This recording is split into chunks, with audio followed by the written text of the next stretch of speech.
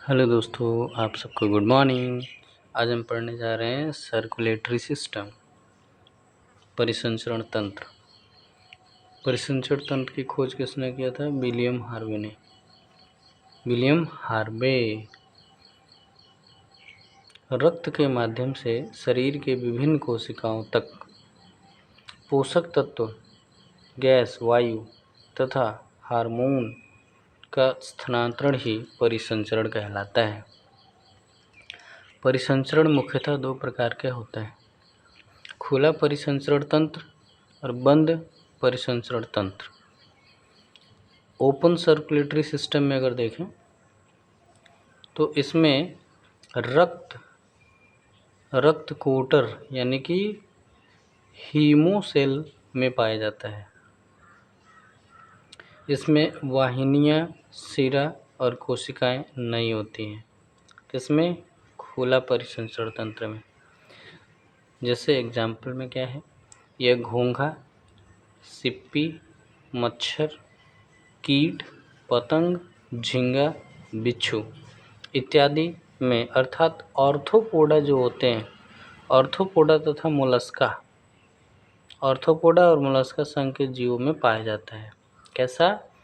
खुला परिसंचरण तंत्र। जैसे मच्छर का आप देखते हैं ना, उसके पूरे पेट में यानी पूरे शरीर में ब्लड रहता है, नस में नहीं। तो ना उनके पास धमनी होती है, ना सिरा होता है और ना कोशिकाएं होती है। और बंद परिसंचरण की अगर बात करें तो क्लोज सर्कुलेटरी सिस्टम में, इसमें रक्त वाहिनियों के माध्यम से पूरे शरीर में दौड़ता है। यह केचुआ, जोक, कुत्ता, बिल्ली, मानव, गाय इत्यादि अर्थात एनालिडा एवं स्तनधारी जीवों में पाया जाता है। एनालिडा और स्तनधारी जीवों में पाया जाता है। आइए देखते हैं मानव परिसंचरण तंत्र क्या है एक्चुअल में।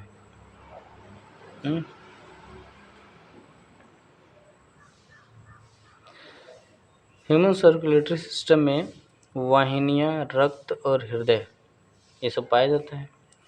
जो वेसल्स होती है, वाहिनियाँ, इसके द्वारा पूरे शरीर में दौड़ता है।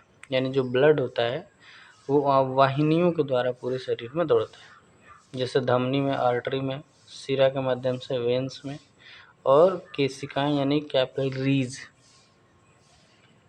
तो आइए पढ़ते हैं कि वेन्स क्या होती है और शिरा क्या होती है, मतलब जो धमनी है और शिरा में क्या डिफरेंस है। ठीक है, तो पहले धमनी पढ़ लेते हैं। आर्टरी हृदय से कोशिका तक शुद्ध रक्त यानी ऑक्सीजन युक्त का परिवहन करता है। आर्टरी यानी धमनी में शुद्ध रक्त बहता है। अपवाद में फुफ्फुस धमनी है। हृदय से फेफड़े तक यानी हृदय से फेफड़े तक ले जाने वाली जो फुफ्फुस धमनी है वो अपवाद है, जिसमें शिरा वाला काम करती है।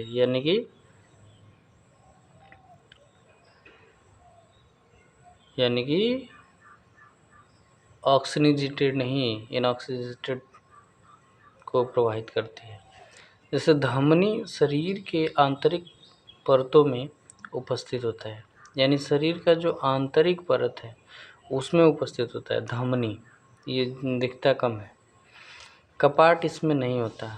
वॉल्व मतलब इसको बैक होने के लिए वॉल्व नहीं होता, क्योंकि ये सिर्फ फ्लो कराता है। हार्ट प्रेशर करता है तो हार्ट तो फ्लो करा देता है।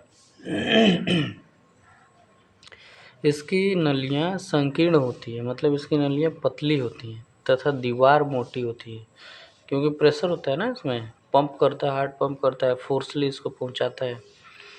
ब्लड प्रेशर हाई होता है। ये हम बात कर रहे हैं धमनी की।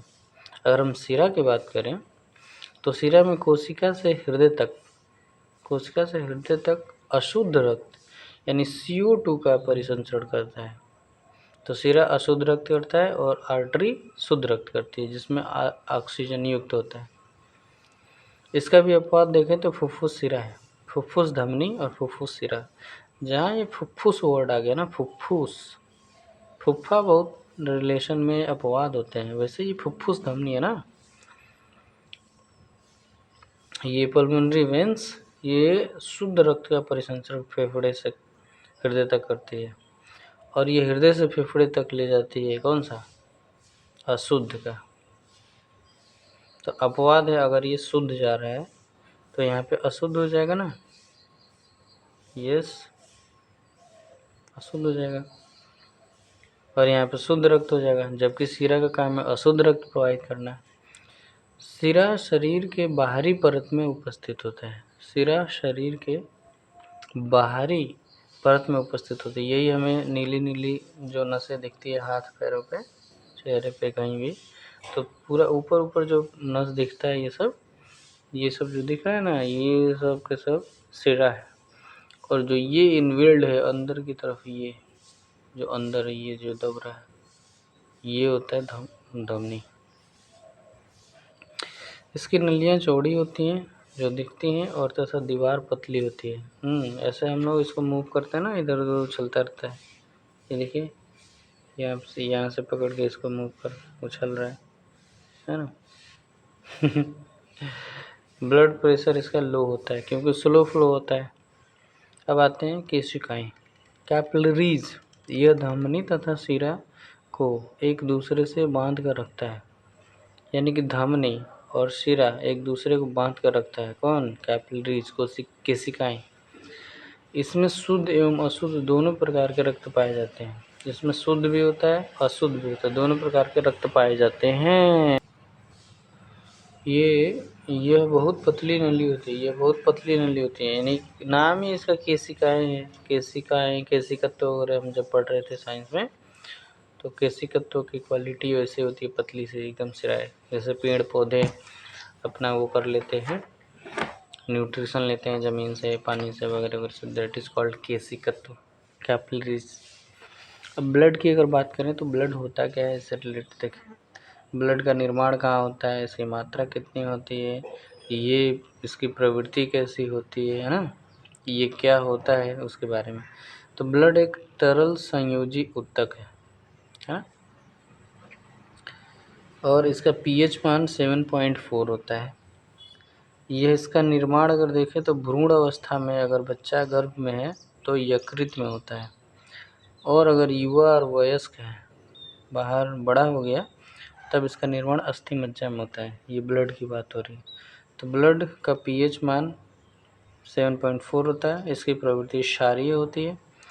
ये एक तरल संयोजी ऊतक है। इसका निर्माण भ्रूण अवस्था में, अगर बच्चा गर्भ में है तो यकृत में होगा, युवा या वयस्क है तो अस्थि मज्जा में होगा।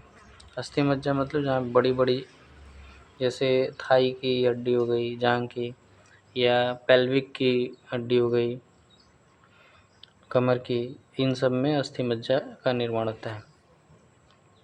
मात्रा अगर कि इसके देखें तो शरीर के भार का 7% होता है। अगर कोई व्यक्ति 60 किलो का है तो 7 छक 42, यानी 4 साढ़े 4 लीटर दूध होगा, और 4 साढ़े 4 लीटर मिल्क ब्लड होगा। जबकि जल की मात्रा भार का 10% होता है। अगर कोई 60 किलो का आदमी है तो 6 किलो, यानी 6 लीटर उसमें जल होगा। समझ रहे हैं।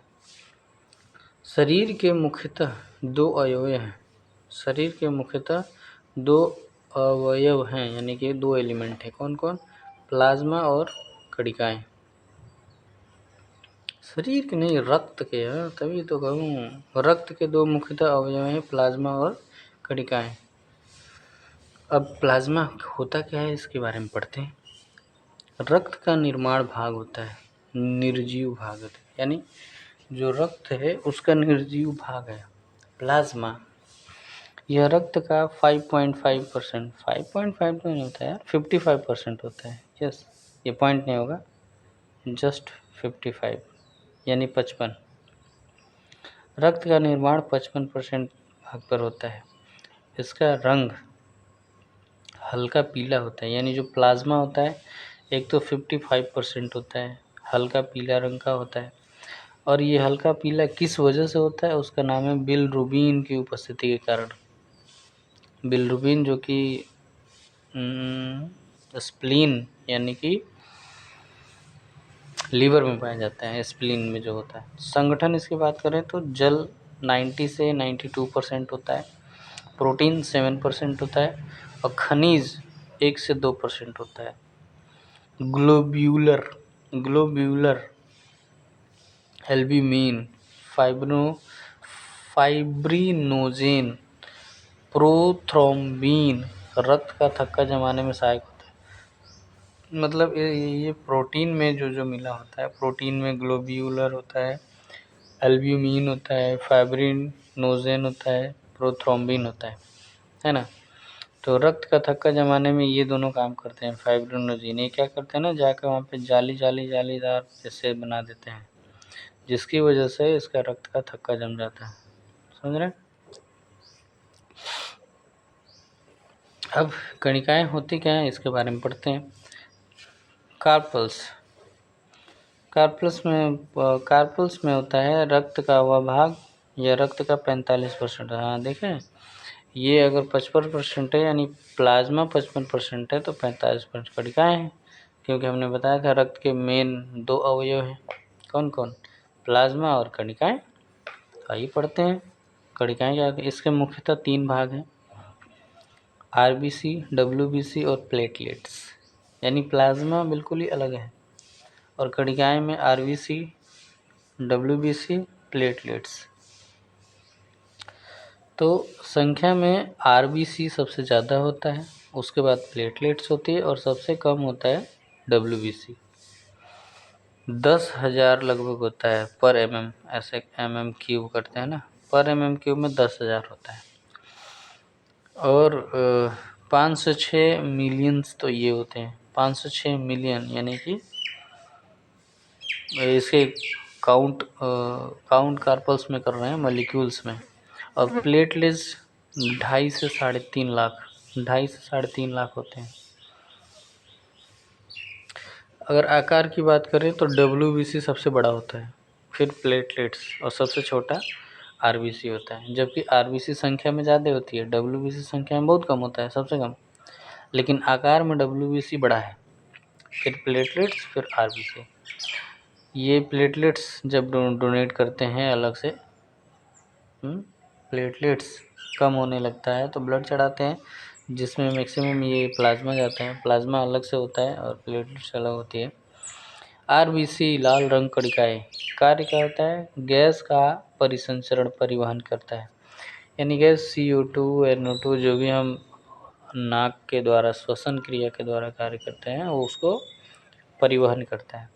आकृति किसे होती है? ये इम्पोर्टेंट वर्ड है, उभयावतल। उभयावतल होती है, ऐसे देख लीजिए, आधा अवतल होता है, आधा यानी उभयावतल होता है। स्तनधारी की रक्त कोशिकाएं जो होती हैं, स्तनधारी की रक्त कोशिकाएं आरबीसी में केंद्रक नहीं पाया जाता है। यानी कि जो न्यूक्लियस है किसमें? आरबीसी में। यानी अगर मान लीजिए ये आरबीसी है तो इसमें केंद्रक नहीं पाया जाएगा। ठीक। अपवाद में कौन है? ऊंट और लामा। ये ऊंट और लामा भी ऊंट जैसे दिखता है, जो कि रेगिस्तानी एरिया में रहता है। ये भी बाहर विदेशी चीज़ है ये, जैसे सऊदी वूदी में लामा मिलते हैं, ऊंट भी मिलते हैं। तो ऊंट और लामा में आरबीसी के केंद्रक पाए जाते हैं, जबकि बाकी सब में आरबीसी में केंद्रक नहीं पाया जाता है। और इनको रेशियो देखें तो आरबीसी और डब्ल्यूबीसी अगर 1 है तो आरबीसी 600 है। और जबकि आरबीसी का जो लिविंग डेज है लगभग 120 दिन तक है, और डब्ल्यूबीसी तो हर 1-2 दिन में मतलब अच्छा बनता है, बिगड़ जाता है, बनता है, बिगड़ जाता है, इसकी डेथ रेट ज़्यादा है। ये प्रतिरक्षा का काम करता है। आइए आगे पढ़ते हैं क्या है।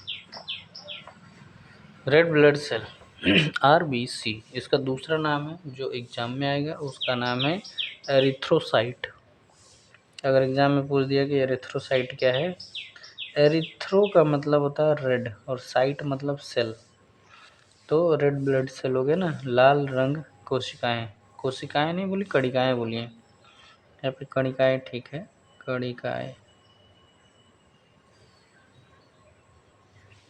निर्माण कहाँ होता है? अस्थि मज्जा में होता है। यानी कि रेड ब्लड सेल का निर्माण अस्थि मज्जा में होता है, वयस्क में, जो कि हमने पढ़ा था। भ्रूण अवस्था में कहाँ होता है? लीवर में। और भ्रूण अवस्था में यकृत में होता है, लीवर में। युवा अवस्था में अस्थि मज्जा में होता है। इसका जीवन काल क्या है? 20 से 120 दिन तक। जो हम रेड ब्लड सेल की बात कर रहे हैं उसका जीवन काल है 20 से 120 दिन तक। मृत्यु कहाँ होती है? प्लीहा में, स्प्लीन, तिल्ली जिसको बोलते हैं। स्प्लीन बोलिए, तिल्ली बोलिए, प्लीहा बोलिए, यहाँ पे इसका मतलब डेथ होता है। इसको बोलते हैं आरबीसी का कब्रगाह, यानी ग्रेव यार्ड ऑफ आरबीसी, और इसको ब्लड बैंक भी बोलते हैं। ठीक है, ब्लड बैंक भी है, आरबीसी का ग्रेवयार्ड भी है। और इसकी संख्या अगर देखें तो 5 से 5.5 मिलियन मेल में होती है और 4.5 से 5 मिलियन फीमेल में होती है। ये जो आधे आधे आधे मिलियन का जो गैप है वो मेल और फीमेल का है। ठीक है। अब इसको देखते हैं। इसका रंग लाल होता है हीमोग्लोबिन की उपस्थिति के कारण, यानी कि ब्लड जो रेड दिखता है वो हीमोग्लोबिन की उपस्थिति के कारण। हीमोग्लोबिन एक प्रकार का लौह युक्त प्रोटीन है जो हीम प्लस ग्लोबिन से बना होता है। हीम का मतलब ये होता है रेड, जो ऑक्सीजन को एब्जॉर्ब कर लेता है। यह ऑक्सीजन का परिसंचरण करता है, क्योंकि हीम जो वर्ड है ना, ये O2 को अट्रैक्ट करता है, लेकिन अगर इसको सिंगल O मिल गया तो उसको बहुत तेज़ी से अट्रैक्ट करता है। इसलिए जो कार्बन मोनोऑक्साइड होता है ना, वो उसको बहुत तेज़ी से अट्रैक्ट करता है, जिसकी वजह से आदमी को मौत भी हो सकती है। दमघोटू गैस होता है ना, CO, कार्बन मोनोऑक्साइड, और CO2 तो जानते ही हैं, कार्बन डाइऑक्साइड। ये अलग से हो गया, इसको यहाँ पे मेंशन नहीं करना था, मैंने ऐसे बताया। यह ऑक्सीजन का परिवहन करता है, इसका रंग बैंगनी होता है। तो अगर पूछा जाए कि हीमोग्लोबिन का रंग एक्चुअल में कैसा होता है, एक्चुअल में बैंगनी होता है। तो हीमोग्लोबिन मान लीजिए Hb है, यहाँ पे इसमें ऑक्सीजन ऑक्सीजन ऑक्सीजन से चारों तरफ से ऑक्सीजन ले लेता है। तो अगर देखें तो Hb प्लस O2, जैसे हीमोग्लोबिन के साथ ऑक्सीजन मिलता है उस चटक लाल हो जाता है, और जब ऑक्सीजन हीमोग्लोबिन के साथ CO2 मिलता है तो नीला हो जाता है। इसीलिए जो ऊपरी वाली नसें होती हैं ना हमारी, जिसको सिराएँ बोलते हैं, वो सब बैंगनी नीला करके दिखता है, हरा नीला करके दिखता है। लेकिन चटक लाल जो ब्लड होता है वो तो अंदर होता है, धमनी में मतलब। स्वस्थ मनुष्य में हीमोग्लोबिन की मात्रा 12 से 16 ग्राम पर डेसी पर डेसी, जो भी हो, डेसी सेंटीमीटर में होता है। फीमेल की बात करें तो 12 से 14 ग्राम पर डीसी, और मेल की बात करें तो 15 से 16 ग्राम पर डीसी। ठीक है, ये क्या है? आरबीसी हीमोग्लोबिन आयरन की कमी से अनीमिया होता है, मतलब रोग है। और आरबीसी यानी कि हीमोग्लोबिन की अधिकता हो जाए, बढ़ जाए, तो उससे कहते हैं पोलीसाइथेमिया, पोलीसाइथेमिया, और इसको बोलते हैं अनीमिया। तो ब्लड की कमी से अनीमिया होता है और ब्लड की अधिकता से पोलीसाइथेमिया होता है। त्वचा पर धब्बा होने लगता है। पोलीसाइथेमिया कैसे पता चलता है? तो त्वचा पर धब्बा होने लगता है। देख रहे हैं, एक नया रोग मिला ना यहाँ पे, पोलीसाइथेमिया। किस वजह से होता है? ब्लड की अधिकता से, अगर शरीर में ज़्यादा खून बनने लगे तो। वाइट ब्लड सेल की बात करें तो श्वेत रक्त कणिकाएं, ल्यूकोसाइट, ल्यूको का मतलब होता है वाइट और साइट मतलब सेल। तो श्वेत रक्त कणिकाएं, इसका ल्यूकोसाइट नहीं है नाम है, और इसका एरिथ्रोसाइट नाम है। याद रखिएगा, रेड ब्लड सेल को एरिथ्रोसाइट कहते हैं, वाइट ब्लड सेल को ल्यूकोसाइट बोलते हैं। ये एग्जाम में आएगा वर्ड। तो श्वेत रक्त कणिकाएं क्या होती हैं? संख्या में 8,000 से लेके 11,000 तक रहती हैं। शरीर का सैनिक, इसको बोलते हैं सैनिक, शरीर का सैनिक है, सिपाही है, police man of the body, WBC। आकृति अनियमित होती है, आकृति इसका फिक्स नहीं होता है, ये बदलता रहता है। एज लाइक अमीबा, अमीबा भी अपना शेप चेंज करता रहता है ना।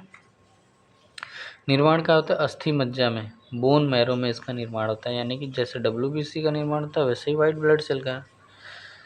जीवन काल इसका 2 से 4 दिन तक होता है। देखिए, इसका 2 से 4 दिन तक जीवन होता है, जबकि ये प्रतिरक्षा तंत्र है हमारे शरीर को, यानी हमेशा बनता रहता है।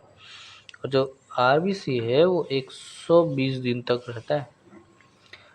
इसकी मृत्यु अगर देखें तो रक्त में ही हो जाती है, ब्लड में ही। कार्य इसका क्या होता है? शरीर के रोग प्रतिरोधक क्षमता को बढ़ाता है।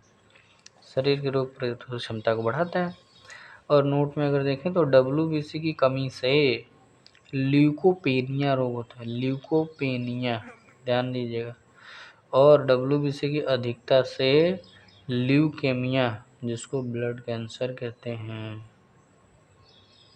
यही तो है हमको, ल्यूकेमिया। एक्यूट वाला है, कितना खतरनाक है ना। एक्यूट, एक्यूट लिम्फोब्लास्टिक,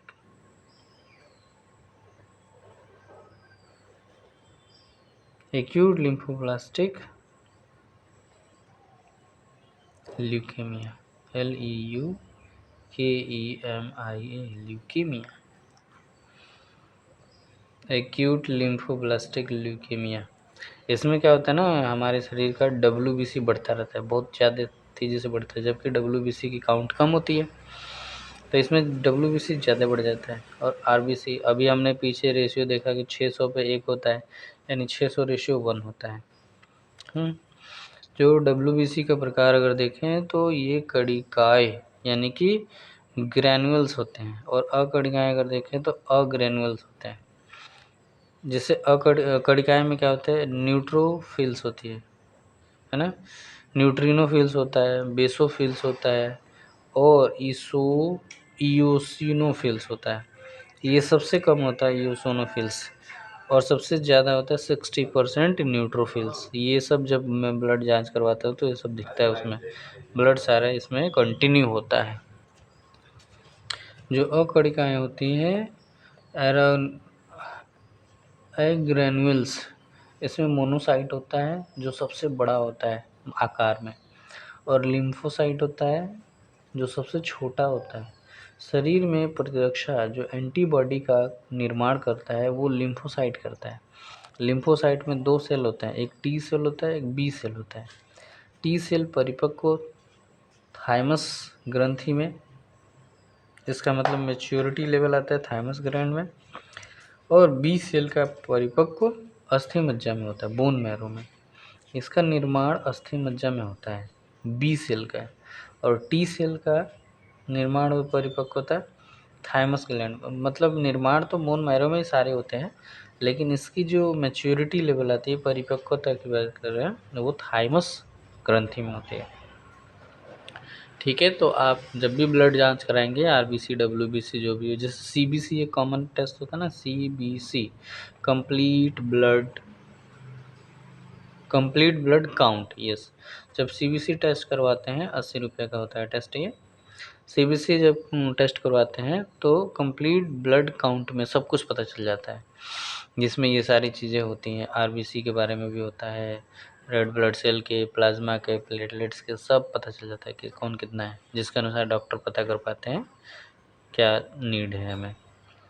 तो ग्रेन्युल्स होते हैं और अग्रेन्युल्स होते हैं, समझ गए आप लोग। कणिकाएँ और कणिकाएँ, जो कणिकाएँ हैं वो न्यूट्रोफिल्स है, न्यूट्रिनोफिल्स है, बेसोफिल्स है, इयोसिनोफिल्स है।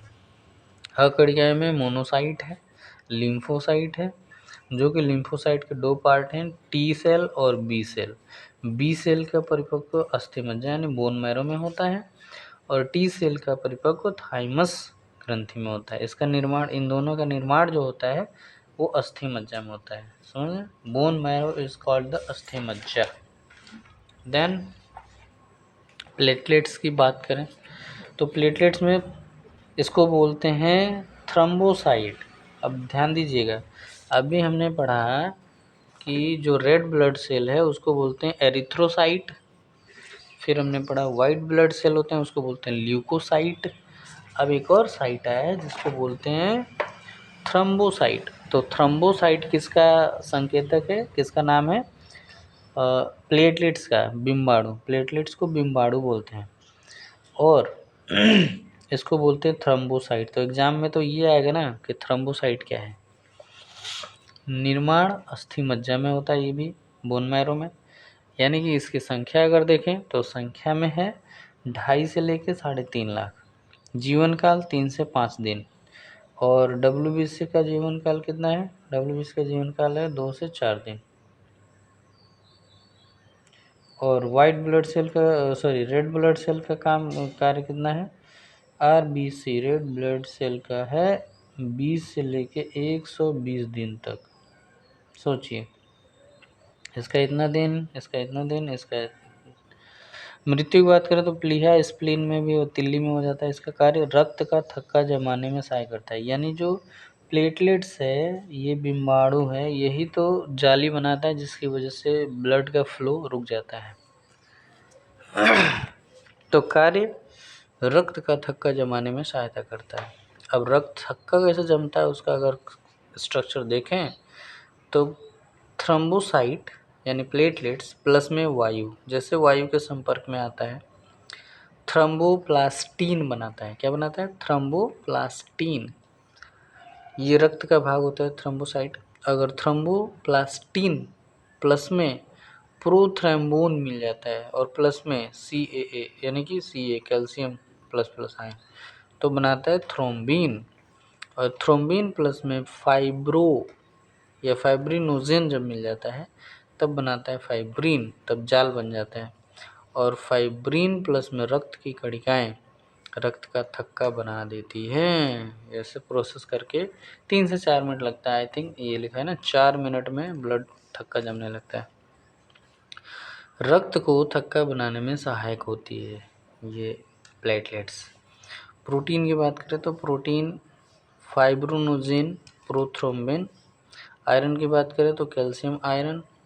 और रक्त का भाग बात करें तो बीमाणु जो प्लेटलेट्स होता है, मतलब रक्त का ही भाग है। विटामिन के की बात करें तो इसका नाम है फिलोक्विनोन। ये एग्जाम में आएगा। विटामिन के का दूसरा नाम फिलोक्विनोन।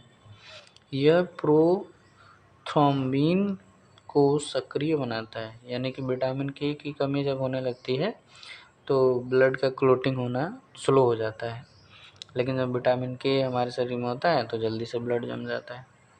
जिसमें वो रेफ़र करते हैं कि कीवी खाओ, खट्टे फल खाओ, जिसकी वजह से ये ग्रोथ हो, खट्टा मीठा टाइप का। ब्लड ग्रुप की खोज कार्ल लैंड स्टीनर ने किया था 1901 में। RBC प्रोटीन और प्रतिजन, क्या लिखा हो, अच्छा, RBC में प्रोटीन भी होता है, प्रतिजन भी होता है। प्रतिजन मतलब एंटीजन, ए एंड बी दोनों में होता है। एंटीबॉडी की अगर बात कर रहे हैं हम, तो एंटीबॉडी में प्रतिरोधक क्षमता बढ़ाता है और रोगों से लड़ने की क्षमता बढ़ाता है। यानी रोगों से लड़ने की क्षमता कौन बढ़ाता है? एंटीबॉडीज प्रतिरक्षा के निर्माण को उद्दीत करता है। यानी कि इसका काम ही है प्रतिरक्षा करना, जैसे WBC करता है ना, फाइट करता है।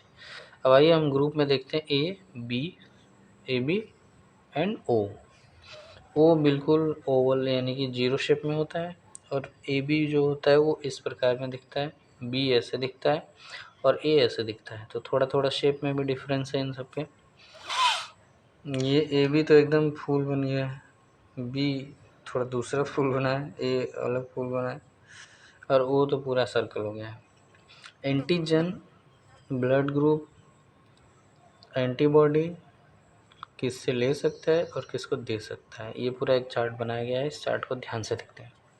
रक्त का आदान प्रदान कैसे होता है? Transfusion of blood. हम तो इसका खूब एक्सपीरियंस किए हैं, कैसे कैसे ट्रांसफ्यूजन किया जाता है। आइए देखते हैं ए बी और नील। इसमें प्रतिजन, अगर एंटीजन की बात करें तो अगर ब्लड ग्रुप किसी का ए है, बी है, ए बी है और ओ है, ये ग्रुप होते हैं। इसका अगर प्रतिजन एंटी सेम होता है, जो एंटीजन होता है वो ना सेम होता है, और ओ में कोई एंटीजन नहीं होता है, ठीक। लेकिन इसके एंटीबॉडी जो होता है वो ठीक विपरीत होता है। ए का बी होगा, बी का ए होगा, और ए बी में नील होता है, कोई एंटीबॉडी नहीं है, यानी प्रतिरक्षा तंत्र कोई नहीं है। और जो ओ है उसमें दोनों एंटीबॉडी है, ए और बी, ठीक है।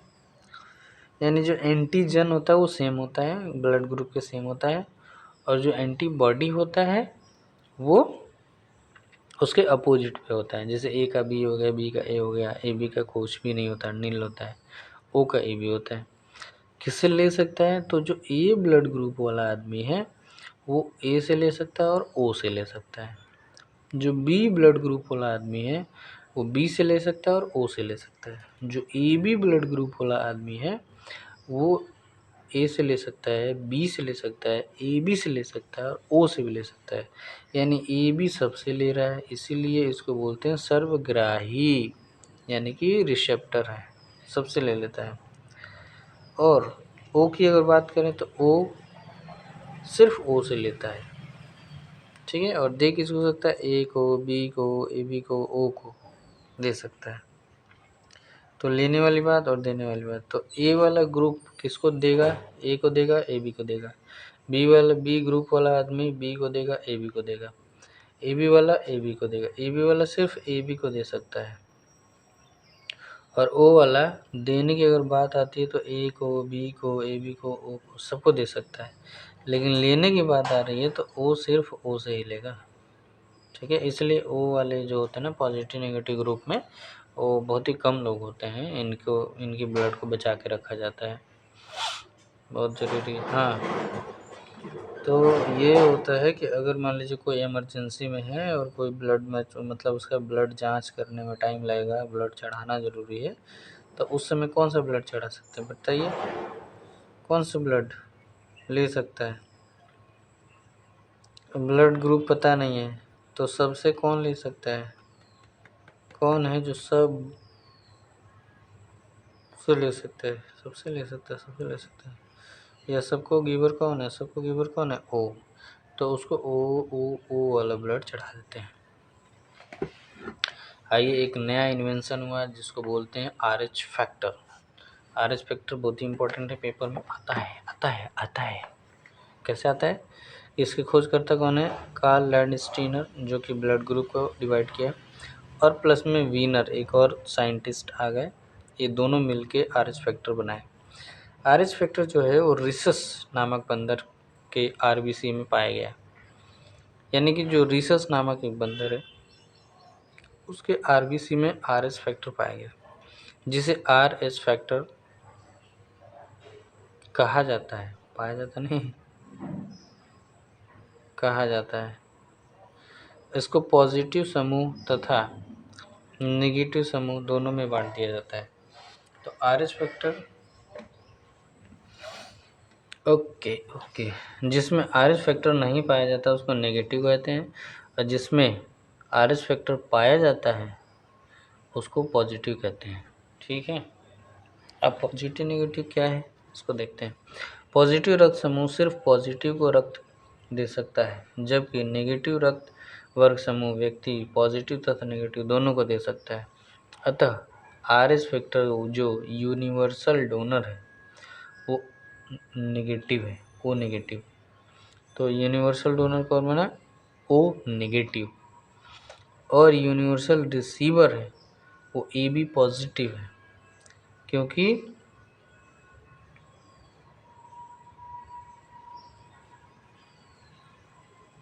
हाँ, यूनिवर्सल यूनिवर्सल रिसीवर या रिसेप्टर बोलते हैं। AB पॉजिटिव की बात करें तो AB यानी AB जो है वो AB प्लस को भी AB प्लस को और AB नेगेटिव क्या लिखा हूँ ये दे सकता है, देने की बात है। ओ ग्रुप जो ओ नेगेटिव वो सबको दे सकता है, A प्लस को, A माइनस को, B प्लस को, B माइनस को, AB प्लस को, AB माइनस को, O प्लस को, O नेगेटिव को, ये सबको दे सकता है। यानी कि यूनिवर्सल डोनर कौन हुआ? नेगेटिव। पॉजिटिव की बात करें तो A plus, B plus, AB plus, O plus. तो पॉजिटिव वाला सिर्फ पॉजिटिव को दे रहा है ना, क्योंकि नेगेटिव वाला ये कोई नहीं है, तो इसलिए नेगेटिव वाला सबको दे सकता है, इसलिए O नेगेटिव को, इसलिए यहाँ पे लिखा है जो ओ नेगेटिव है वो यूनिवर्सल डोनर है, सबको दे सकता है। नोट, किसी घटनाग्रस्त व्यक्ति को आपातकाल स्थिति में अगर उसका ब्लड ग्रुप पता नहीं चल रहा है तो ओ नेगेटिव समूह रक्त दिया जा सकता है। Important question. है ना। रुधिर समूह का वंशानुक्रम, माता पिता माता पिता माता पिता। What is going on. अच्छा, माता और पिता में अगर ये दोनों ग्रुप हैं, बी ओ, ए ओ, मान लीजिए पिता ए ओ है, मतलब ए हो या ओ हो, और माता का बी हो या ए हो, जीरो हो, zero zero zero zero zero zero zero zero, not confirm नहीं हो रहा है। ये टॉपिक मैं बाद में कवर करूँगा, क्योंकि ये कन्फर्म होना ज़रूरी नहीं क्या है। हार्ट की बात करें, अगर हार्ट मांसपेशी अंग है, हार्ट जो है वो मांसपेशी अंग है, यानी कि मांस का बना हुआ एक ऑर्गन है, इसको मस्कुलर ऑर्गन बोलेंगे। अध्ययन इसका कार्डियोलॉजी में करते हैं, यानी जो हार्ट होता है उसका अध्ययन को बोलते हैं कार्डियोलॉजी। सबसे व्यस्त अंग हार्ट होता है, सबसे व्यस्त, सोते जागते खेलते कूदते हमेशा कंटिन्यू काम करता रहता है। यानी बिजीएस्ट ऑर्गन कौन है, बिजीएस्ट ऑर्गन कौन है, हार्ट। इसकी स्थिति कैसी होती है, वक्षीय यानी गुहा में होता है, थोरैकिक कैविटी में होता है, थोरैकिक कैविटी, दोनों फेफड़ों के मध्य, यानी जो दोनों हमारा लंग्स है ना, मान लीजिए इधर एक लंग्स है, इधर एक लंग्स है, तो इधर इसके इधर इधर इधर बीच में फंसा रहता है। इसका वजन 250 ग्राम होता है, 250 से लेकर 300 ग्राम तक होता है वयस्क में। मेल में 280 ग्राम होगा और फीमेल में 250 ग्राम, यानी कि महिला का ब्लड भी कम है और दिल भी छोटा है। बच्चों का साइज अगर देखें तो 25 से 30 ग्राम होता है, बच्चों के दिल का साइज 25 से 30 ग्राम होता है। मेल का 250 से लेकर 350 और महिला का 250 से लेकर 280। ओके, ये क्या लिखा है, यह दोनों फेफड़ों के मध्य में स्थित होता है। बायां फेफड़ा यानी लेफ्ट लंग की ओर झुका रहता है, इसलिए कहते हैं दिल लेफ्ट साइड में झुका रहता है। दिल किधर होता है, लेफ्ट साइड में, लेकिन लेफ्ट साइड में होता नहीं, होता तो बीच में, लेकिन लेफ्ट की ओर टिल्टेड होता है। ओके, बस थोड़ा सा और कंप्लीट हो जाएगा, और आप लोग ना इसको स्पीड बढ़ा के देखिएगा, क्योंकि मैं बहुत स्लो पढ़ा रहा हूँ। हम स्लो इसको स्टडी कर रहे हैं ताकि अच्छे से माइंड में बैठ जाए, और आप स्पीड बढ़ा के लगभग 1.5 पे, 1.25 पे, 2 पे कर सकते हैं, 2x पे देख सकते हैं आराम से। हार्ट का निर्माण कैसे होता है उसके बारे में अगर देखें तो कक्ष यानी चैम्बर, कपाट का सिरा होता है। इस कंटिन्यू, तो जो हमारा हार्ट है उसका कक्ष जो चैम्बर होता है उसके कपाट कहते हैं, कपाट के द्वारा होता है। उसमें अलिंद होता है और निलय होता है। निलय को बोलते हैं वेंट्रिकल, अलिंद को बोलते हैं ऑरिकल। ऑरिकल ऊपर वाला कक्ष है और नीचे वाला कक्ष को वेंट्रिकल बोलते हैं। वी नीचे और ए ऊपर है, ध्यान रखिएगा। महत्वपूर्ण की बात करें तो संघ इसका कौन सा होता है, हृदय कक्ष। मछली यानी मत्स्य में 2 होता है, उभयचर, मेंढक, टोड, सलाइमंडर, सरीसृप जैसे छिपकली हो गया, कछुआ हो गया, सर्प हो गया, इसमें 3 होता है। उभयचर में भी 3 होता है, मछली में 2 होता है।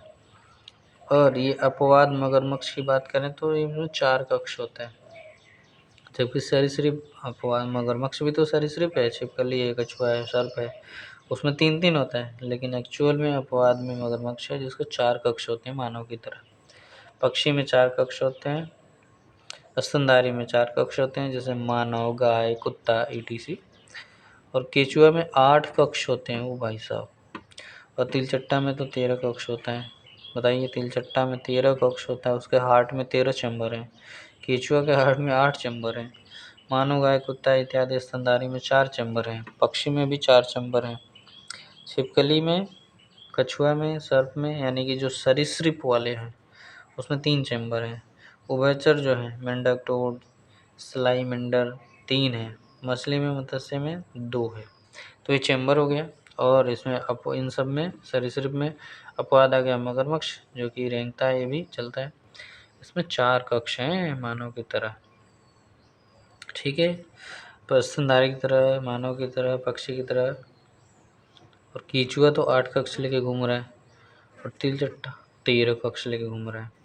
अगर हम मानव की बात करें तो मानव हृदय की बात करें तो बंद मुट्ठी के समान होता है, यानी बंद मुट्ठी जैसे करते हैं ना तो एक तरफ झुक जाता है उसकी तरफ। कक्ष 4 चैम्बर होता है। इसको वॉल्व यानी वैल्यू की बात करें तो ये वैल्यू नहीं है, वॉल्व है, वॉल्व। कपाट 4 होते हैं। रक्त को पीछे आने से रोकता है। हाँ, जो कपाट होता है ना वो क्या करते हैं, रक्त पीछे की तरफ मूव ना करे इसलिए उसको रोकने का मदद करता है। जैसे अगर देखें तो मान लीजिए ये हमारा हार्ट है, ठीक है, ऐसा मान लेते हैं। इसके बीच में इसको हमने डिवाइड कर दिया, इसको बोलते हैं, जो बीच वाला है उसको बोलते हैं सेप्टम। कक्ष का निर्माण करता है, जो डिवाइड करके बाइसेक्ट कर दिया। अब एक बाइसेक्ट यहाँ पे है और एक यहाँ पे है। यहाँ पे ट्राइसेक्टम होता है, यहाँ पे बाइसेक्टम होता है। तो द्विवलित कपाट यहाँ पे होता है दाएं साइड में, जो हमारे अपोजिट है, हमारा दायां उधर से उसका बायां साइड दिखता है। तो हमने देखा ये हमारा जो हृदय है, जो हमारा दिल है, इसको जो वर्टिकली बाइसेक्ट करता है उसको सेप्टम बोलते हैं, कक्ष का निर्माण करता है। और जो हॉरिजेंटली डिवाइड करते हैं, एक को बोलते हैं बाइकस्पिड, ठीक है, दूसरे को बोलते हैं ट्राइकस्पिड। तो ट्राइकस्पिड वॉल्व 3 होल होते हैं, 3 वॉल्व होते हैं, और बाइकस्पिड वॉल्व में 2 वॉल्व होते हैं। इसकी दीवार मजबूत और मोटी होती है। किसकी? ये जो हमारी तरफ से, हमारे देखने से जो दायां दिख रहा है वो एक्चुअल में बायां है। तो जो बाएं साइड का निचला दीवार है वो मजबूत और मोटी होती है, क्योंकि यहीं से पुश करता है और पूरे बॉडी में पंप कराता है। तो जो बायां निलय है ना, वो मजबूत और मोटी होती है, ध्यान रखिएगा। महाधमनी कपाट इसको बोलते हैं, ऑर्टा वॉल्व। और इसकी अगर बात करें दायां निलय की, तो बायां निलय हमने पढ़ लिया, अब दायां निलय पढ़ते हैं। जो दायां निलय है वो त्रिवलित कपाट है, यानी ट्राइकस्पिड वॉल्व। इसमें अर्धचंद्राकार कपाट होता है जिसको सेमी लूनर वॉल्व बोलते हैं, इसको दायां निलय बोलते हैं। तो दायां निलय और बायां निलय पूछा जाएगा। सबसे मोटी दीवार ये वाली होती है, ये, क्योंकि ये क्या करता है, पुश करता है, पंप करता है। इसकी दीवार मजबूत और मोटी होती है। वैसे तो पूरा कार्डियक पूरा बहुत ही मजबूत मसल्स होते हैं, आसपास में चैम्बर होता है इसको सुरक्षा करने के लिए। अब आते हैं फेफड़ा, लंग्स के बारे में देखते हैं क्या रोल है इसका। एक्सचेंज ऑफ गैसेस, लंग्स क्या करता है, एक्सचेंज ऑफ गैसेस, गैसों का आदान प्रदान करता है, जिसके लंबी सांस लेते हैं फिर धीरे धीरे छोड़ते हैं। ये क्या करता है, यहाँ पे CO2 युक्त ऊपर से जो ब्लड आ रहा है, जो कि अशुद्ध रक्त है, उसको ऊपर से यहाँ पे ड्रॉप करता है, जिसको CO2 बोलते हैं। किस में हो रहा है ये, दाएं में हो रहा है। दायां अलिंद, ऊपर दायां अलिंद होता है, नीचे दायां निलय होता है। अलिंद ऊपर होता है, निलय नीचे होता है, ठीक है। तो इसमें अशुद्ध रक्त आता है, वो नीचे की तरफ आता है ना, यहाँ से फिर पंप होता है और यहाँ से कहाँ निकल जाएगा, यहाँ से निकल जाएगा फिर से लंग्स में। जब वहाँ पे ऑक्सीजन मिल जाएगा उसके साथ तो वो शुद्ध हो जाएगा। फिर उसके बाद फुफ्फुस शिरा जो होती है, फुफ्फुस शिरा, जबकि शिरा का काम क्या हमने सीखा था कि वो अशुद्ध रक्त को परिसंचरण करती है, जबकि फुफ्फुस लग जाए तो अपवाद हो जाता है, यानी कि अब शुद्ध लेकर आएगा। तो फुफ्फुस शिरा शुद्ध, जो कि बायां निलय में लेके आता है, और सॉरी बायां अलिंद में लेके आता है, जिसमें ऑक्सीजन युक्त होता है। फिर वो नीचे आता है महाधमनी के साथ O2 ऑक्सीजन युक्त, अब यहाँ से पूरी बॉडी में परिसंचरण करता है। फुफ्फुस धमनी समझ गए, CO2 के साथ होता है, और फुफ्फुस शिरा O2 के साथ होता है। ये दोनों अपवाद हो गए एक दूसरे के, समझ रहे ना, ये और ये। शरीर कोशिका की बात करें तो शरीर कोशिका में C6H12O6 प्लस में O2 यानी ग्लूकोज प्लस में ऑक्सीजन जब एक साथ आते हैं, ये तो ग्लूकोज हो गया C6H12O6। तो जैसे ऑक्सीजन के साथ इसको कंपेयर करते हैं तो बन जाता है CO2 H2O और ATP। यही ATP एनर्जी है, इसी से हमारा शरीर चलता है। यही अगर ATP एनर्जी कम होने लगता है तो हमको थकान महसूस होने लगती है, कोई काम करने का मन नहीं करता है, एनर्जी लेने का मन करता है। This is called ATP। ATP is the actual energy of our body. कुछ इम्पोर्टेंट फैक्ट देखते हैं जो बहुत ही इम्पोर्टेंट फैक्ट होते हैं। हृदय के संकोचन से धमनियों पर उच्च रक्तदाब का क्षेत्र बनता है, यानी प्रेशर क्रिएट होता है, जिसे सिस्टोल कहा जाता है। जबकि हृदय के फैलने से धमनियों पर निम्न रक्तदाब का क्षेत्र बनता है, जिसे डायस्टोल कहते हैं। तो एक होता है सिस्टोल, दिख नहीं रह गया, दिख रहा है। इम्पोर्टेंट फैक्ट, सिस्टोल होता है और डायस्टोल होता है। जो ब्लड प्रेशर है वो 80 और 120 में होता है ना, 80 mm/Hg होता है। तो मिनिमम वाला इधर होता है 80 और मैक्सिमम वाला 120। तो जो 120 होता है उसको बोलते हैं सिस्टोल और जो 80 होता है उसको बोलते हैं डायस्टोल। ठीक है, जो कम वाला है और ज़्यादा वाला है, समझ रहे हैं आप लोग। हाइपरटेंशन की बात करें, उच्च रक्तदाब 140-190 क्रॉस कर देता है। तो जो हाइपरटेंशन है उच्च रक्तदाब 140/90 हो जाता है। और हाइपरटेंशन है हाइपो डिफरेंस है, टेंशन तो दोनों में है टेंशन दोनों में है, लेकिन यहाँ पे हाइपर है जो उच्च है, यहाँ पे हाइपो है जो कि निम्न है। निम्न वाला 90-60 होता है और हाइपर वाला 140-90 होता है। तो हाइपर बोलते हैं ना, कोई ज़्यादा गुस्से में होता है तो क्या है, हाइपर हो रहे हैं भाई, हाइपर। और जो ब्लड प्रेशर का जो मापने का यंत्र होता है उसको बोलते हैं स्फिग्नोमैनोमीटर। मैनोमीटर तो मापा हो गया, स्फिग्नो बोलते हैं, स्फिग्नोमैनोमीटर।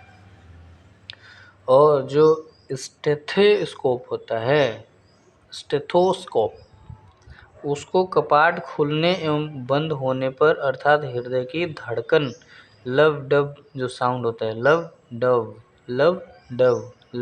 डब साउंड को सुनता है स्टेथोस्कोप। ठीक है, और स्फिग्नोमैनोमीटर वो मापता है प्रेशर कितना चल रहा है। 1 मिनट में 72 से 78 बार होता है, जानते ही हैं।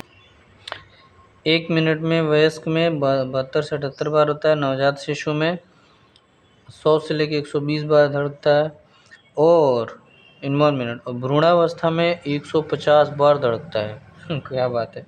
शुरू में दिल 150 की धड़कन से, फिर छोटा बच्चा होता है 100 से लेकर 20, जैसे बड़ा होने लगता है वयस्क में 72 से 78। वाया निलय, वाया नहीं है, बायां निलय की दीवार मजबूत होती है क्योंकि बायां निलय पंप करता है। तो बायां निलय जो है, बायां निलय की दीवार मजबूत होती है क्योंकि उसको पंप करना होता है।